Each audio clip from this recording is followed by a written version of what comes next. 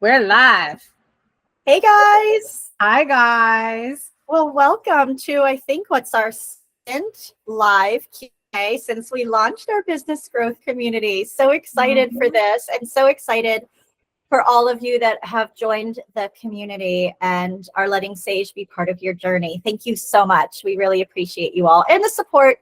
I mean, we have some great peers in this community as well, so thank you all for your support as well, and Yes. constant just cheering us on. So thank you. All right. So just some reminders, guys. We created this growth community to really help you as small business owners along your journey of growing. A lot of you are probably within your first few years, and there are things that are not quite panning out the way you probably envisioned it. And that's what we want to be your partners on and really help you take your business to the next level so you can really go after everything that you've envisioned for the reason that you started your business, for what you want to do for your families and your communities. So just a reminder of some of the things that are available to you. Obviously, we do these twice monthly, but go ahead to the next slide, Leilani. Every Monday, you will be getting a newsletter from us. And this newsletter is really taking you on a deeper dive to our boot camp, right? We have a lot of videos that you can reference through our, yep, there it is. Thank you. We have a lot of videos that you can reference in our website or on the Saige Consultants YouTube channel that dig deep into various aspects that Leilani and I agreed are so critical to those first delicate years of growing your business. So this past 2 weeks, it's been 2 weeks since our last Q&A. And the two topics we covered was branding and budgeting. It was the bees. We had the bees these last 2 Branding weeks. and budgeting. Yeah. Yeah. So take it over, my friend. So I guess this will be a great place to start. I love bringing up this cash flow quadrant. It's by Robert Kiyosaki. Anyone who hasn't heard of Robert Kiyosaki, he wrote and authored an incredible book called Rich Dad, Poor Dad. And this is where he came up with what he calls this cash flow quadrant. Pretty much just explaining that you kind of flow, your cash flows from one direction to another. And if you had to go ahead and categorize where you're currently at, so for example, if you're an employee, it means that you are currently working for someone else and you are earning your money, or your cash flow is coming in from a business paying you for employment. Okay. Then there's the next cash flow quadrant, which is this one here. This is self-employed. This is saying that you're no longer working for someone else. You are working for yourself. And I think sometimes there's a lot of misconceptions about being self-employed, also being a business owner, where technically no, because just because you quit your job and you went and decided to work for yourself, if you don't have structure and organization underneath you, if you're just really just kind of like, I like to say Uber drivers are self-employed, right? Because they're working for Uber, but they're getting a 1099 back where they're responsible for their taxes. Or someone who's door dashing, or anyone that's a kind of like on a contractor basis, you're considered self-employed because really all you're doing is working for yourself, but still for somebody else. Okay. Does that make sense? Maybe I need another cup of coffee. But we'll move on to the next quadrant. But I do think we have some partners in this group who are self-employed in their own business.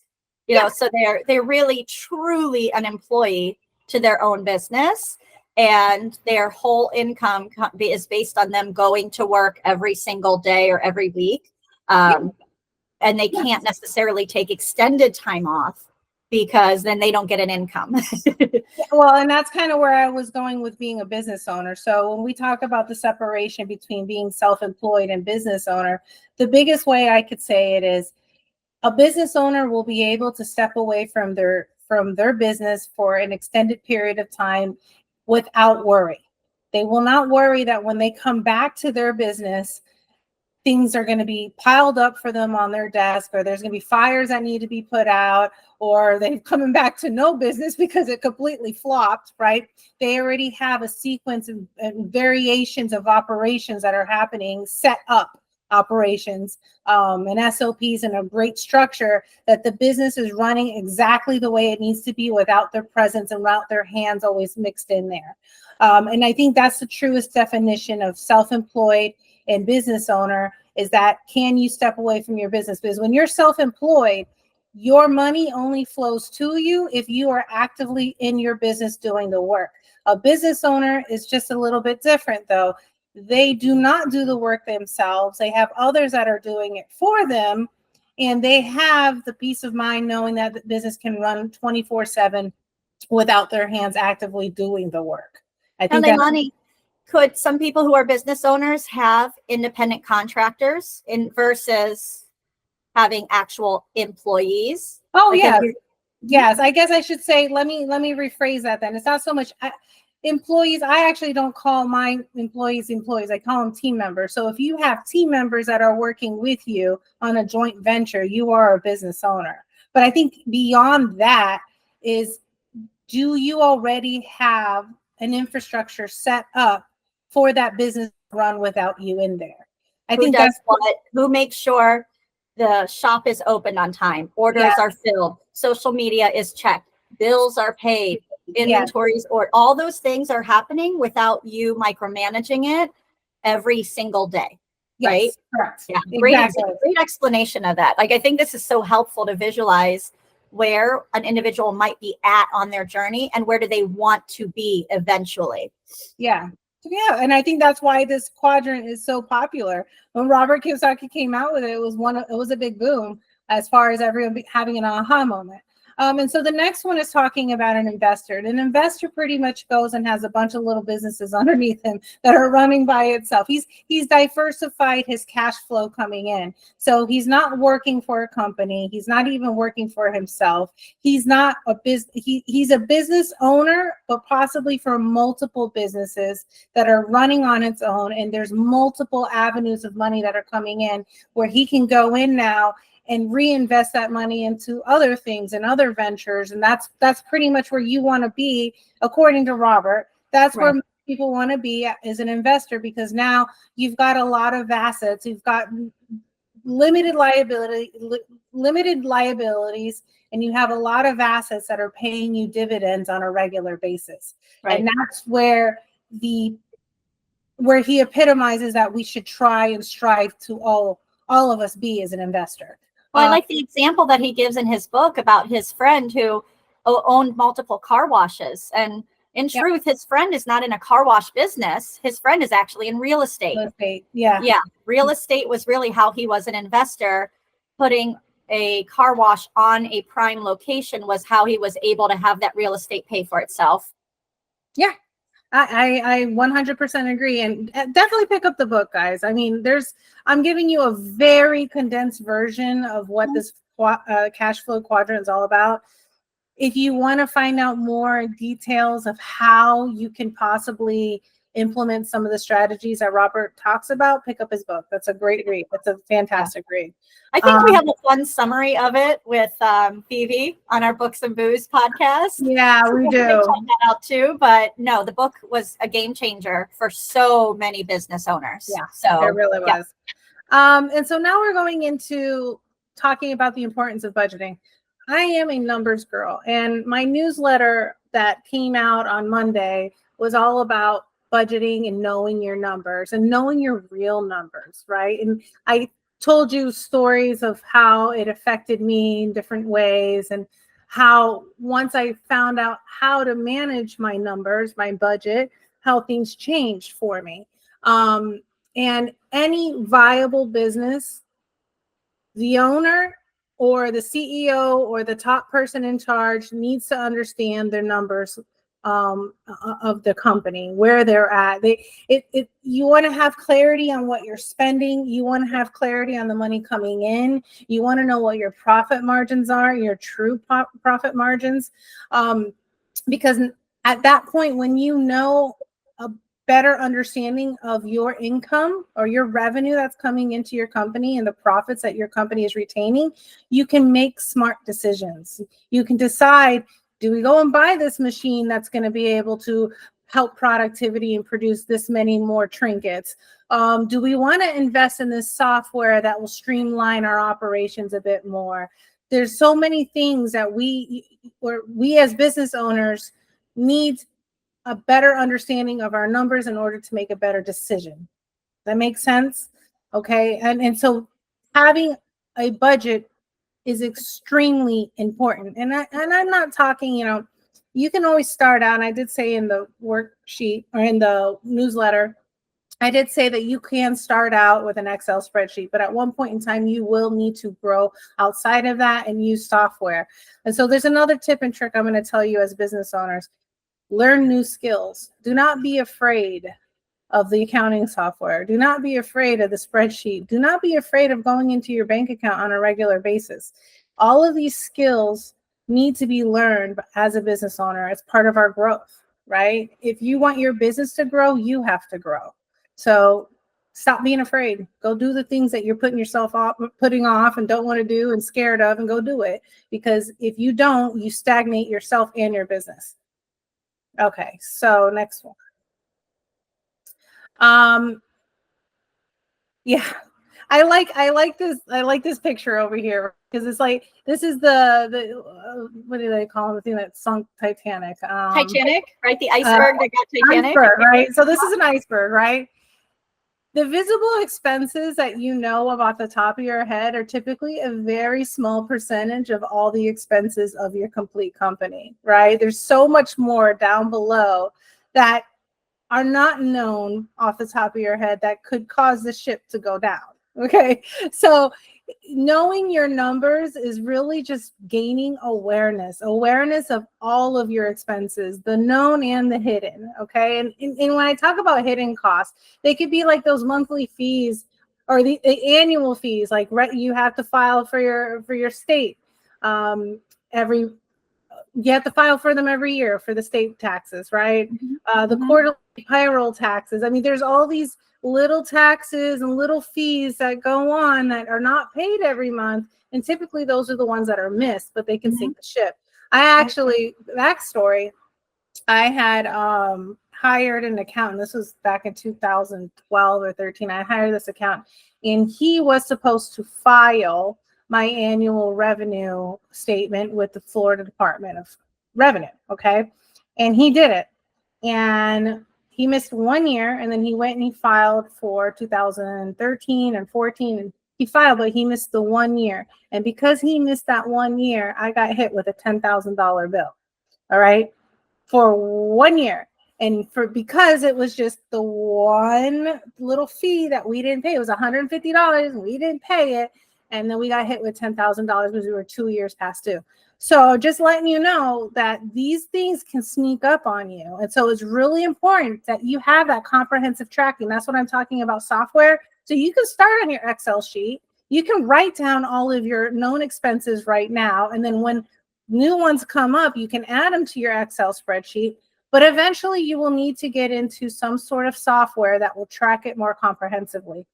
And no, I do not recommend you going and getting a bookkeeper right now. And a lot of people are like, well, Ilani, you should get a bookkeeper. I'm like, no, because a bookkeeper, they're going to go and data log all of your expenses, but they're still going to be hidden to you.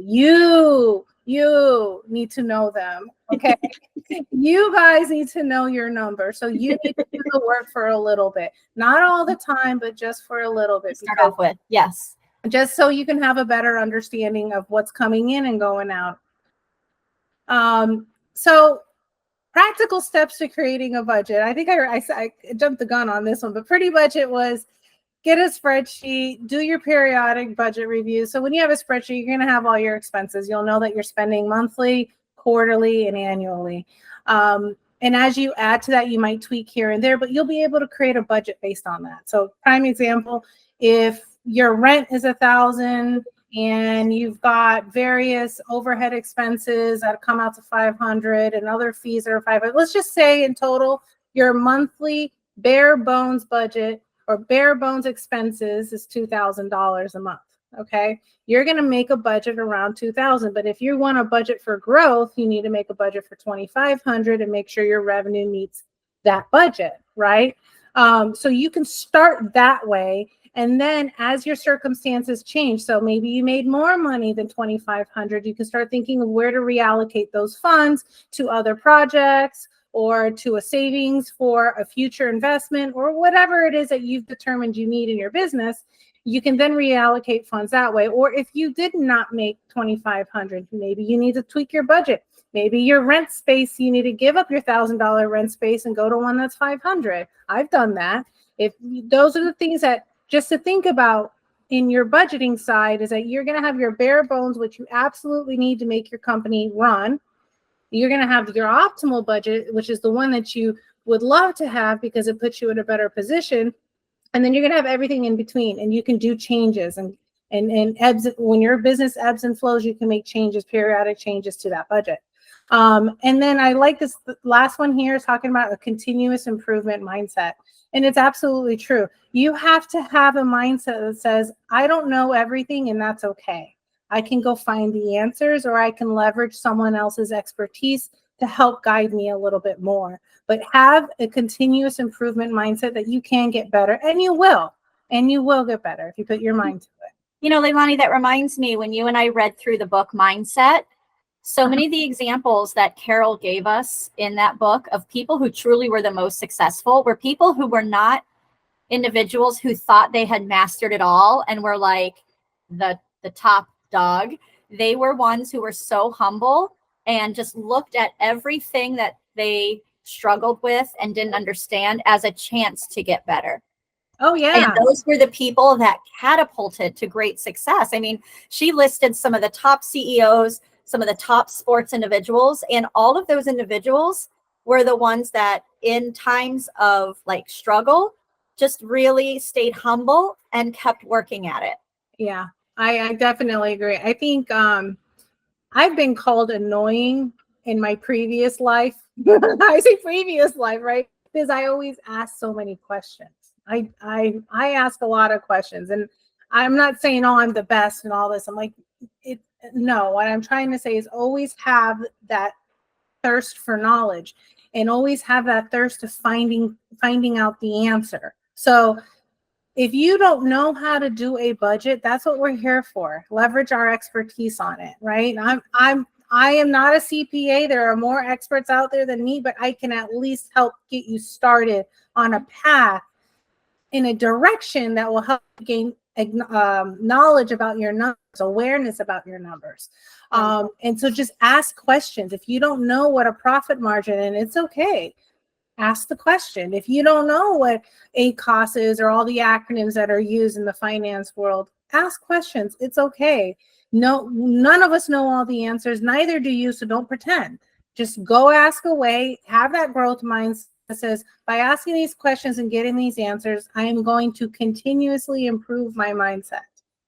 And I think so much of times that I have set a literal goal, like a number goal, or a task, not even a task goal, but like something, a behavior goal that should result in financial results. And when you put those numbers, when you put that goal out there and you write it down and you check in on it, if it's something that could be attained daily, maybe you have a shop or a storefront that can be open daily. You know, what do you need to do in a month, per week, per day? And when you write that number down and go after it, and then what is your average you know, you can really get nitty gritty with your goals, but when you write them down and then check them, it's amazing like how quickly you can attain what it is that you need. And it's exciting. And it allows you to stretch your budget, and you can push what you grow within your business just by, I mean, I guess I'm going back to your goal setting one and knowing your why, right? Well, they go hand in hand. They do. They go hand in hand. When you're making your initial budget, and I think the misconception is people think it's a budget is like it's restriction, right? I have to sacrifice things to stay within budget. No, that's why I said there is your bare bones budget, which is absolutely necessary in order to keep your business running smoothly. And there's your optimal budget, which is where you want to be because you have a bigger vision, right? Your optimal budget, yeah, it could be a goal, But in a way, it's going to be breaking things down for you on a monthly, quarterly, and annual basis to help put it visually in your head. How much revenue do you need to bring in to get that to stay within this optimal budget over here? That's how I perform in our businesses, is I have it laid out that this is what it takes to run it, and this is how much I really want it to be operating at.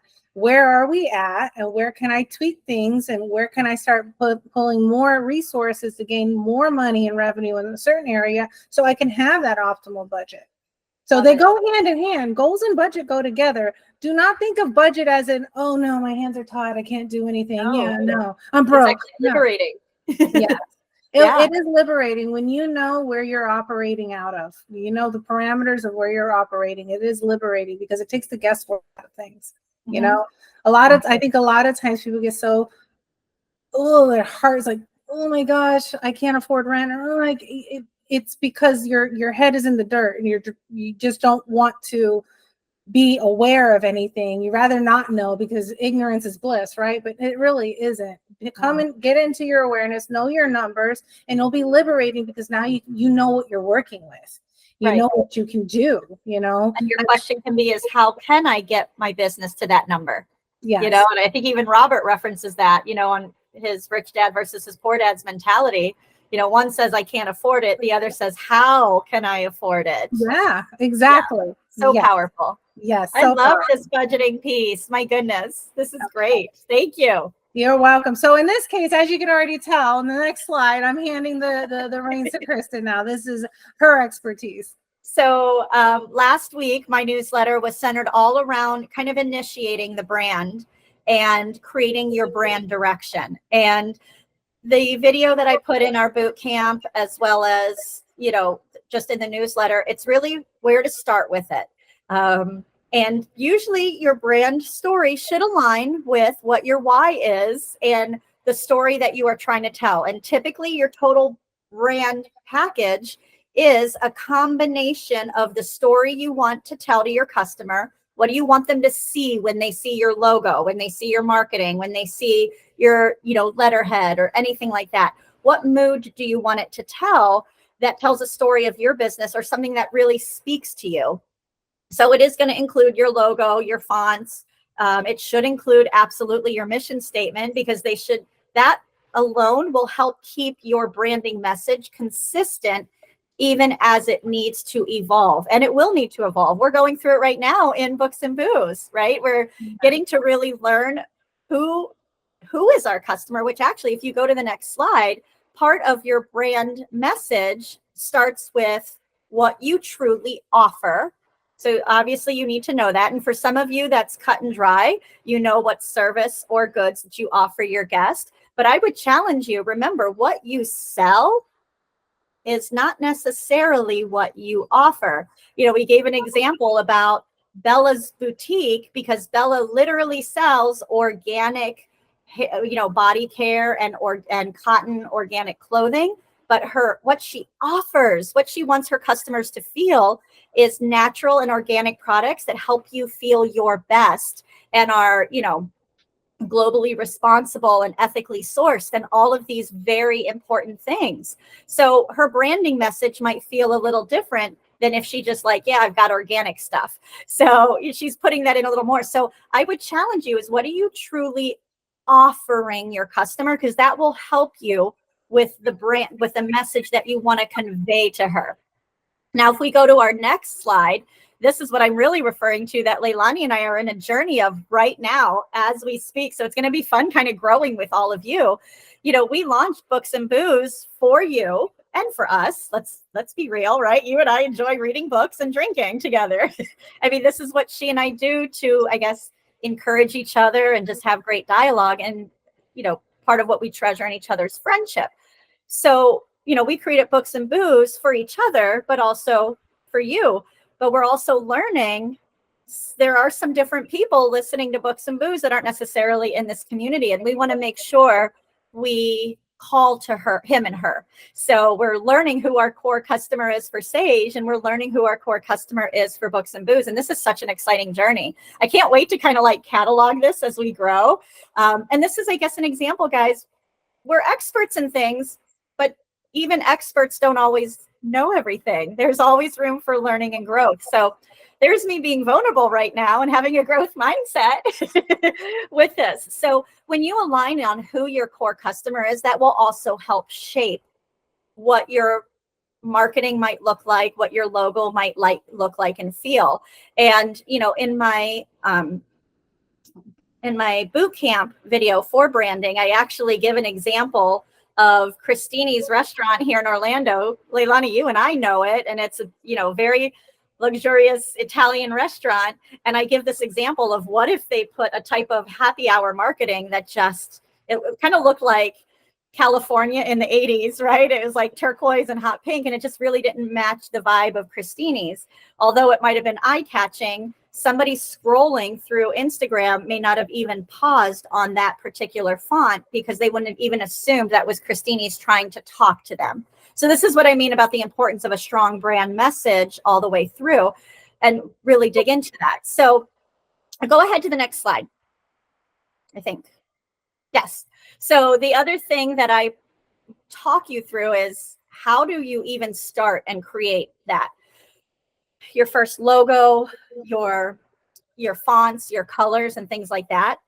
Well, Saige and Books and Booze leverage, well, Saige used Brand Crowd and Canva, and then Books and Booze has used really just Canva.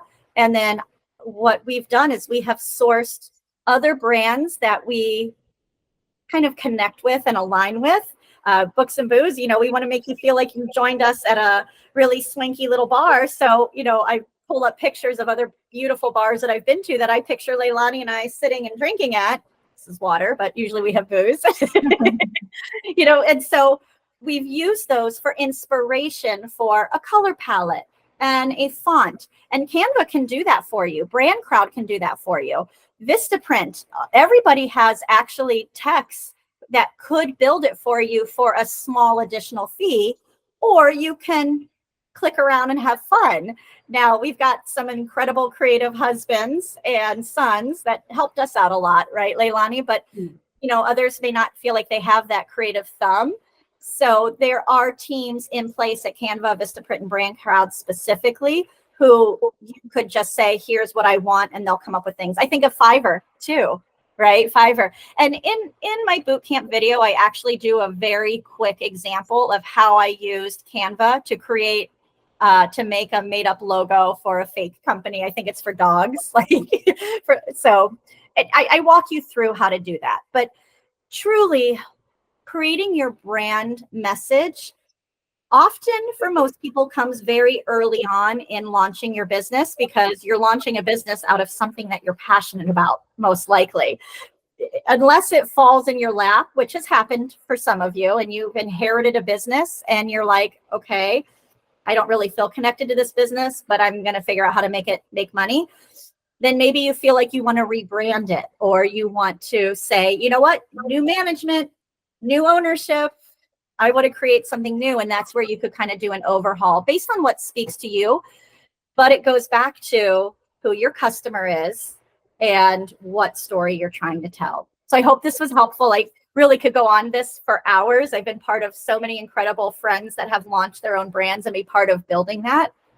And it's a lot of fun to do within your business. So please reach out to me if you have more questions on this. I would love to help point you in additional directions. But time is flying on this live, and this is what it's really here for, is the Q&A, right? Q&A. So part of the Q&A is we've asked members from the growth community to go ahead and message us or DM us some questions that they have that they would like us to go over on the webinar. Now, this webinar is live and being recorded. So there are people in our growth community who have already said, we're not going to make it. Please record it. Here's my question. And we're answering it live for them. And they'll be able to see this once the recording goes live. But yes, these are real questions from real members. So here we go. Leilani, you want to take the first one? Okay, so the first question that came in is, how can I forecast a realistic plan for my upcoming holiday season? And to be honest, this is a tough one because it really comes down to data. I mean, if you've just started your company, you've just started your business, it's going to be a little tough to do forecasting. But what you can do is do a little research on the internet to see what, and there are tools out there that can help kind of track the success of a product. And then you can go ahead and see how many units sold within a certain period of time. And then use that as your calculation, as your forecast to say, oh, well, prime example, I don't know, someone's selling this tumbler, right? And you're selling a tumbler. And so you went ahead and you did some data research and you found out that this tumbler sells 282 units in December because it's Christmas. And so you figured, oh, well, I'm going to sell 282. I'm going to say, as a starting business, chances are you are not going to sell as many as an established business. But what it is going to signal you is that on particular months where they do have a higher volume of sales for a particular item, you can kind of count that you will have some sort of residual sale coming from that that's going to be more elevated in certain months, mimicking that other product. So I'm going to say do some research on your product to see what type of sales typically happen. Another good way to do some research is going on eBay. I know it sounds funky, but if you go on eBay, you can go ahead and sort by listing completed and listing sold, and you'll be able to track the favorability of a product. One, so if you're looking for a product to sell, that's a good avenue to look for. And then secondly, it helps you figure out how many units sold in a particular month, so you can kind of gauge for yourself, again, data collecting. Now, if you've already have an established business, you've been in business for a year or two, you should already have some data, right? Historical data that tells you what are your high months and whether or not you are increasing in sales or decreasing, because let's be honest, first couple of years are kind of rough. When I started Bee Chic Jewelry, I had very hard time with forecasting because I would look at historically what we did the year before and think, oh, we're going to do those same numbers, but I didn't factor in growth. Right. And so if you're not factoring growth, then your forecast is completely off. And then a couple of years later, I forecasted growth, but too much growth, and I didn't meet those numbers. So I was left with a surplus of inventory. So what I'm going to say is do conservative numbers. Go in, look at your historical data, add in 15-20% onto that, and you'll know roughly about what you can expect. However, if your numbers are up year over year, if you know your numbers, right? So if last year you did 100,000 and currently this year you're already at 150, we'll take the percentage. We're only midway through the year. Well, actually, no, we're eight months in. Oh my goodness, Christmas. August already. Fourth quarter's right around the corner. But you can take your percentage that you're up year over year and add that onto your forecast. So if you sold 100 units in December, but you're up 100% right now, then, well, guess what? You're not going to sell 100 units in December. You're really looking around 200. So just giving you an idea of that's the best way I can tell you to forecast for your season. Most people are going to tell you do not stock out, right? That's going to be the advice that a lot of people gives. Do not stock out. You don't want to stock out a product that's bad for business. And I'm actually going to be the exact opposite. I'm going to tell you, especially when you're just starting your business the first couple of years, it's okay to run out of stock. You rather run out of stock than have a surplus of inventory left over. Unless your profit margins are 10, 20x and you can afford it because you have a break-even, you know your break-even point, it's okay to stock out, right? So be conservative with your numbers. And I think other ways too, I mean, if you've opened a storefront that's in a community somewhere, this is a great time to network with other businesses in your community and see what tends to happen in that community in various seasons. And keep in mind, I mean, I think they put holiday season because I think those of us that are retail facing are already thinking about Christmas. But depending on where you're at, I've been in businesses where actually summer vacation, if you will, the summer months is the holiday season because of how people vacation. So I think a lot depends on where you're at and what it is you offer. I think some people want to think that just because it's holiday, it means their business might do better, but that might be a great time for you to take 2 weeks off and spend it with your family because your industry doesn't necessarily rev up in the month of December. Thank you for bringing up holiday, because I didn't even pay attention to that word. For me, I'm numbers based, so I look at the whole calendar year. Holiday season, so prime example, in jewelry, it is Valentine's, it is Mother's Day, and it is fourth quarter, but not all of fourth quarter. It's only right after Black Friday through Christmas. That's it. Ironically, though, there are certain products that hit in the summer. Anklets, for example, are major hitters for the summer. So we're all in flip-flops then. And that's why I went back to get research. Kristen's very, very right. Know what you're selling and where you're selling it. And then the other added one is do your research. If you're just starting out too, right? If you're already a couple of years into the business, hopefully you've recorded some sort of history of your sales. And this is going back to someone who's been in business for a couple of years. Even if you haven't, try to see if you can get receipts on. You should be able to see how much money was deposited in your bank account. And this is a little tip for you. So let's just say $3,000 is deposited in your bank account, right? And you're like, oh, I don't know how many units that is. Well, what's the average cost of your unit? So if the average cost of your unit's $1, then you sold 3,000 units because $3,000 in revenue is deposited into your bank account. So that can get an average of how many products you actually sold.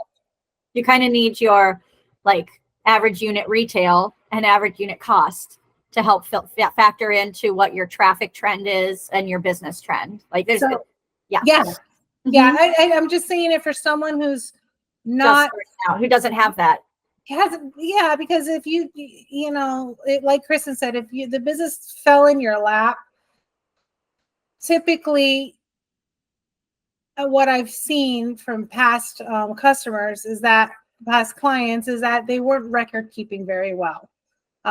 Because it was more of, I'm more focused on sales. I want sales, but I wasn't really tracking how they came in or how many came in or how many I sold. So it gets a little, muddled. And that's why I'm saying there's a way to find that out. It's not going to be a perfect way. It's not going to be an exact It'll be enough number. To help you forecast something realistic and then go conservative. Exactly. Yeah.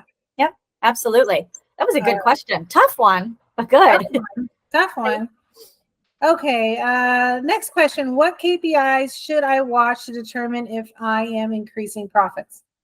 Kristen, you want to take this one, or you want me to take this one? So, I like how we both dialogue through this. So KPIs, I think it's going to depend on what it is that you're offering and what's driving. So a lot of times, certain places will look at conversion rate or click-through rate that actually results in a purchase. So that typically is a really good KPI to go after. If you're a storefront and you're able to see how many people come in or how many people come to your website and then how many people look around versus buy, I think that's really a big storytelling, especially when you're e-commerce or and things like that. Now, if you're storefront and you've literally got a brick and mortar and you're having people walk in, then you may need to look more at, you may not be able to track conversion if you don't have a traffic counter per se. I think you can get them for pretty cheap and you can put it by your front door and it's usually pretty accurate. But usually if you can know what you need to generate and how much your average dollar sale is typically a really good indicator of how much do you need to spend? How much do you need your customer to spend so that you make your goal each day? So if your goal is to do at least $500 a day and you typically see about 20 people come into your door, well, how much do those 20 people need to spend so you hit your $500? That would be your average dollar sale. If you're not hitting that average dollar sale, then chances are you're not getting close to either breaking even or falling within what you need to for profit. But what do you think, Leilani?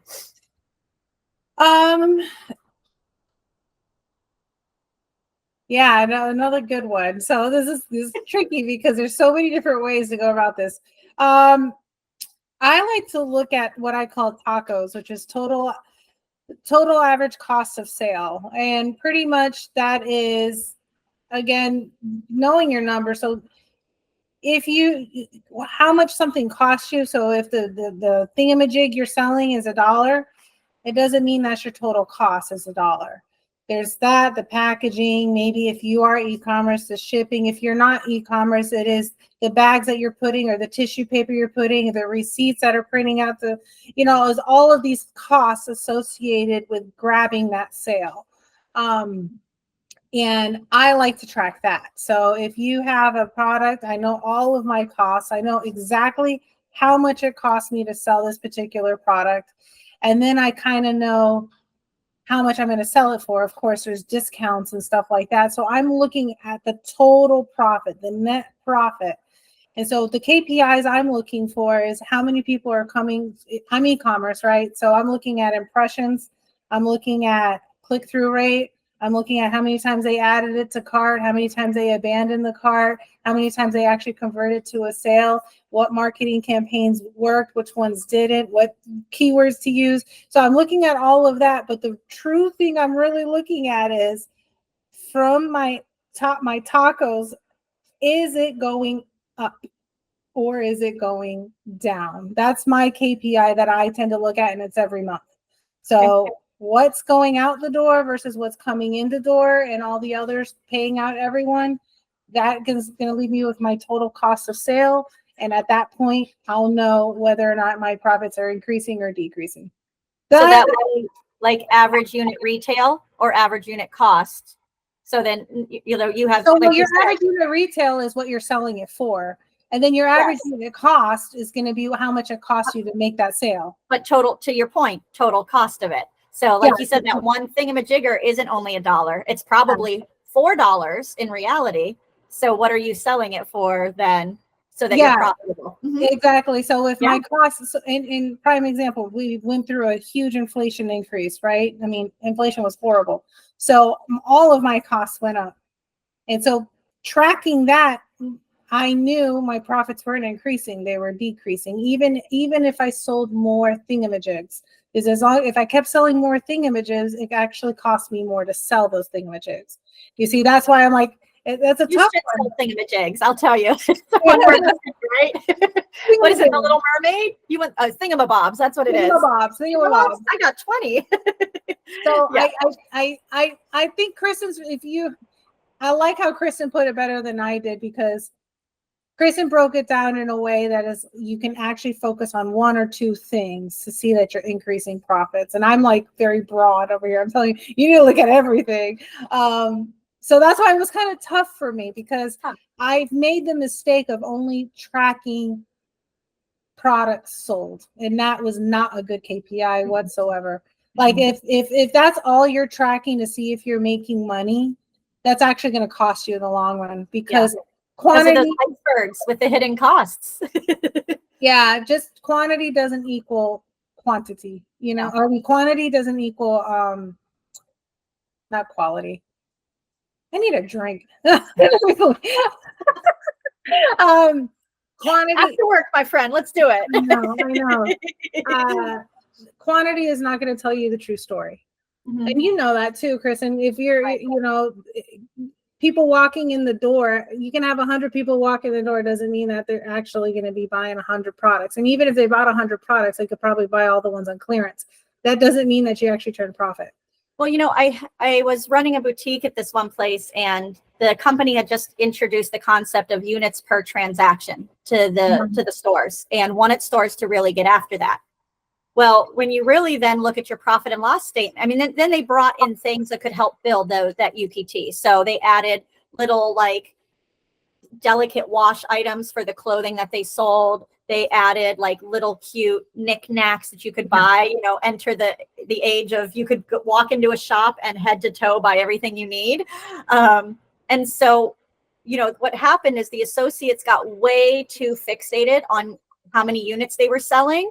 And they were celebrating if they sold like 5 little bracelets versus one $400 cocktail gown. Yeah. And all of a sudden they were like, oh, but we have a 4 UPT. We're doing amazing. And actually they were functioning in the red. So yeah, I think it's you more got to look at, I like the word taco. Like you got to look at what things truly cost you and then you need to set your average unit retail based on that. Yeah. And now your average unit retail is going to be significantly, it's going to be all over the place based on what you have, unless all you sell is the exact same thing. Like if you opened a candle shop and every single one of your candles are all $29 and you've already factored in what each candle costs you, Yeah. plus, right? So yeah, KPI can be delicate, but it can feel really good to get some number that it feels easy to make, but chances are if it's too easy to make that number, then it's not going to drive your profits. Yes, 100%. Yeah, there's going to definitely be some work behind it, but I guess just take a little bit of both. What Kristen and I both said as far as what KPIs. I wouldn't base it on units sold. No, never. Yeah, that's the first thing. Don't scratch that one off. It doesn't matter. Yeah, you're just really going to be looking at the cost of things. I think. Cost of things or your conversion and click through. Yeah. So yeah. Good. That was a fun one. Woo. Got my brain thinking. Okay, I'll read this one. I'll get this one going. I'm not sure what I want my logo and marketing to look like. Can I change it in the future? Boom. I go to you, my friend, right? Your thing is just get started, right? If you're wanting to get your business going, get started. And I think about specifically you for Be Chic. I mean, you said it changed like 3 times. You created something just you and Danny on your own, and that lasted you for a while. And then you got professional perspective and it evolved. And then it evolved again based on what speaks to you. And what ends up happening is what ended up happening is that your core customer, going back to what you were talking about with your core customer, you envision your core customer being this particular customer. I did too. When I started the business, I was 25 years old, 26 years old, I think. So I envisioned that the core customer was my age. And what ended up happening, I guess I must like older lady jewelry, because the jewelry I was selling, actually, my core customer wasn't my own age. My core customer that resonated with the jewelry I was selling were actually 45 and older. Now, since then, trends are cyclical. So things have kind of cycled back around, and there is a younger generation from 33 and up that are now liking my jewelry. However, when I first started, my core customer was not who I thought it was. And so my packaging was around my style, what I liked, which was black and hot pink, and had like, script font, and it had like cute little hearts everywhere, and it still has hearts, but they're different hearts now. But it evolved as I found out who the customer was. And it didn't evolve like I didn't sell my soul only to the customer. No, it still was my taste. It was still the colors I like. It was still the font that I agreed upon. It was still all of that, but I had to keep in mind who my customer was and have my branding and my logo and the colors and everything around kind of what that age group was.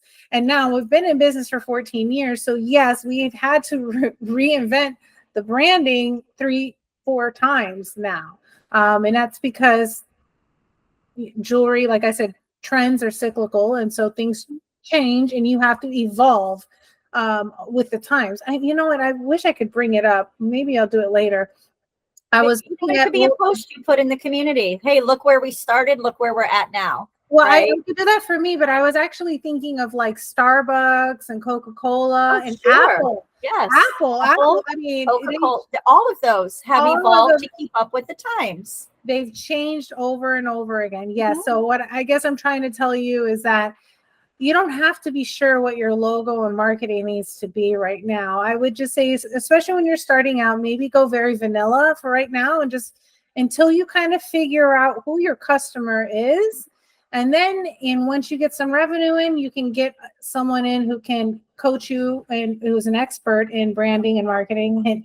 And they can help tell you and guide you on something that might resonate with both you and your customer. the same Well, and I time. think how fun could it be if you involve your customers in your logo evolution? I did that. I exactly did that. One of the logos I had before was a heart, and then it was a heart and then the number 2, right? And then we changed it to something else, and it was an infinity sign. Every time we changed it, it was sent out to customers to say as a poll of which one do you like better. And so whatever one resonated the best was the one that we chose. Sure. You know, of course, the designs that we came up with were ones that we were happy with. So it didn't matter which one they ended up resonating with. It was all of them. We liked all of them, right? So it was just a matter of saying, oh, okay, cool. We're just going to go get that one. Go with that one. Sure. Yeah. And I think that's part of what this community is for too. You know, if you're wrestling between 3 or 4 different concepts, I mean, this is a safe place. Post it in there. Get some feedback from the people in this community. You know, and we're all ages in here. We have clients in here that are in their 20s, 30s, 40s. I got some peeps in here in their 50s, right? So yeah, put it out there. This is a place to ask for help and grow. So good question. Good question. All right. What's our 4th one this week? How do I outsource help for logo and marketing creation? And should I spend that money right now?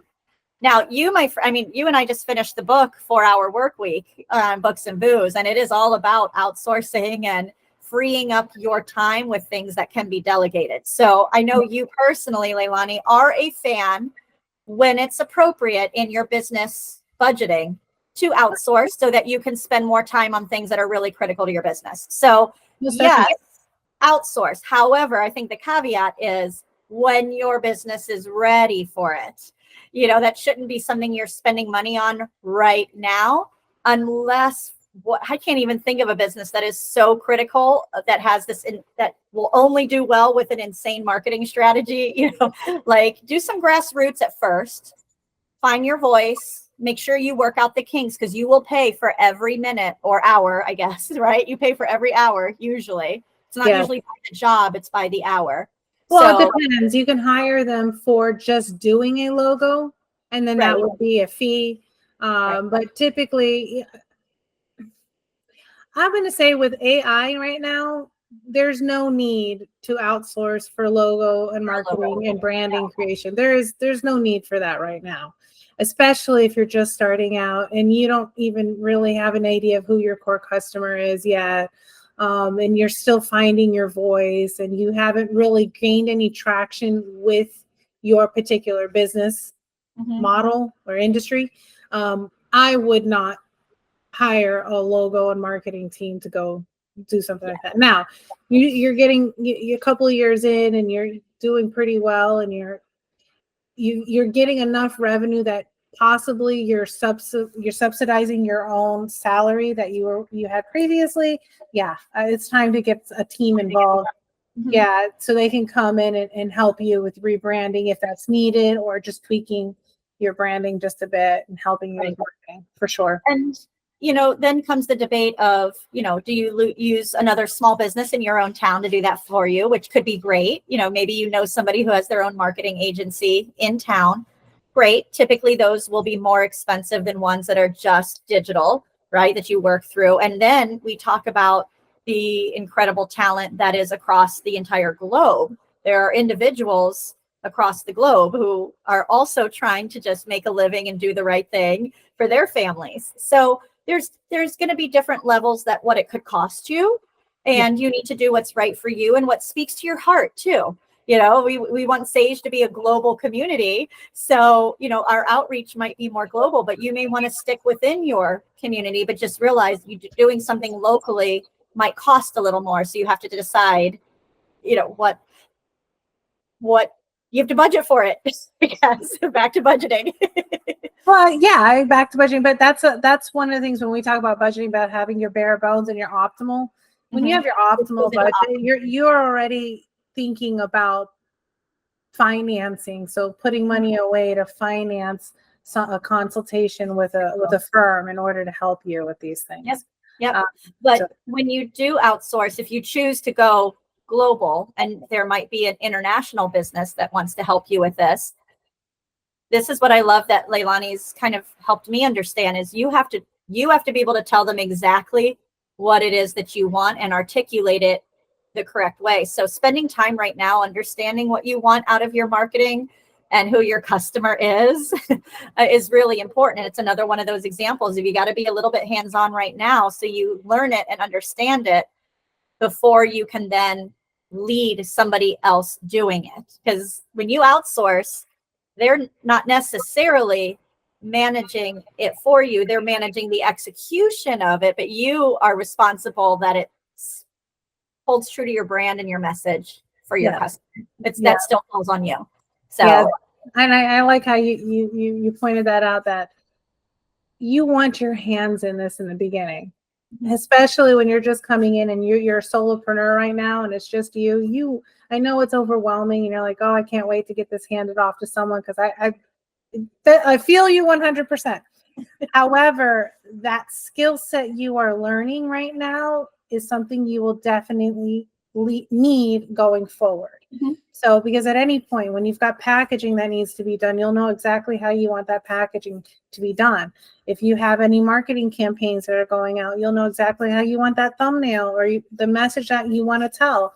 So doing this for right now is necessary to ensure that you can scale up later. I like to think about it as like this sandwich method.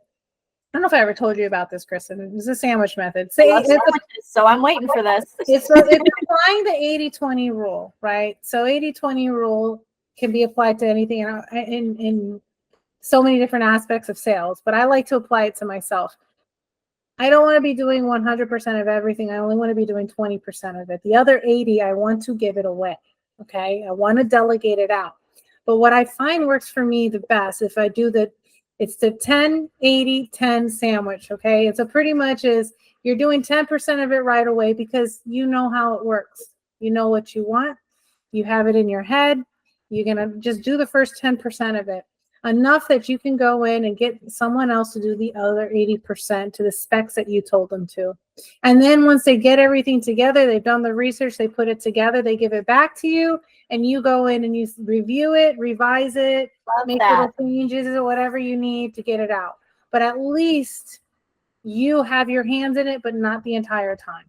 Just enough to make sure it's exactly the way you want it. Sure. And so for your logo marketing, do it now. You're going to do it right now for 10% of the business that you're doing right now.